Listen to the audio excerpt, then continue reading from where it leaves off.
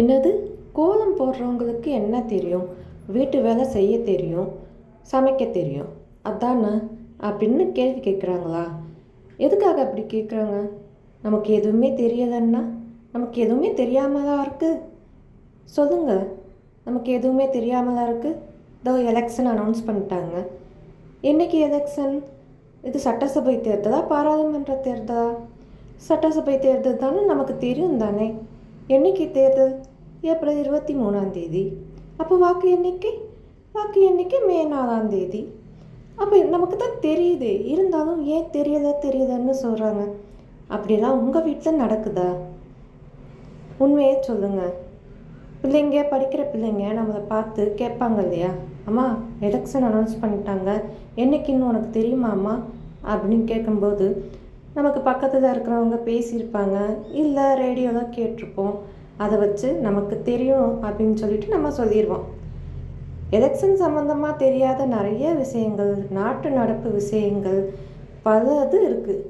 இதெல்லாம் நமக்கு தெரியலன்னு நம்ம புலம்பிக்கிட்டு இருந்தால் நம்ம பிள்ளைங்க நம்மக்கிட்ட கேட்கும்போது நம்மளால் பதில் சொல்ல முடியாமல் நம்ம தவிப்போம் இல்லையா? அதுக்காக நம்ம என்ன பண்ணணும்? வீட்டு வேலையை மட்டும் பார்த்துக்காம நாட்டு நடப்பு விஷயங்களையும் கொஞ்சம் கொஞ்சமாக தெரிஞ்சுக்க ஸ்டார்ட் பண்ணலாம்ல.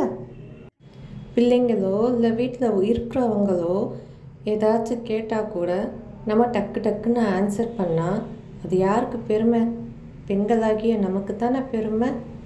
ஸோ இனிமே எல்லாமே தெரிஞ்சு வச்சுக்கலாம். நம்ம தமிழக தலைமை தேர்தல் ஆணையர் யாருன்னு தெரியுமா? அவங்க தான் திருமதி அர்ச்சனா பட்நாயக். அதே மாதிரி நமது இந்திய தலைமை தேர்தல் ஆணையர் பெயர் என்னன்னு நீங்கள் கமெண்ட்டில் சொல்லுங்கள். தெரிஞ்சு வச்சுப்போம். எனக்கு தெரியும், நான் சொல்கிறேன், நீங்களும் தெரிஞ்சுக்கோங்க. தெரிஞ்சுட்டு கமெண்ட்டில் சொல்லுங்கள். அடுத்த வீடியோவில் நானே சொல்கிறேன். ஓகே, இந்த கோலம் எப்படி இருந்துச்சுன்னு மறக்காமல் கமெண்ட்டில் சொல்லுங்கள். பெண்களாகிய நமக்கு நிறைய பொறுப்புகள் இருக்குது, உரிமைகளும் இருக்குது. எல்லாமே நம்மளும் தெரிஞ்சுக்குவோம். நன்றி. தேங்க்ஸ் ஃபார் வாட்சிங். ஹலோ மறக்காமல் லைக் பண்ணிவிடுங்க. புதுசாக பார்க்குறீங்கன்னா சப்ஸ்கிரைப் பண்ணிக்கோங்க.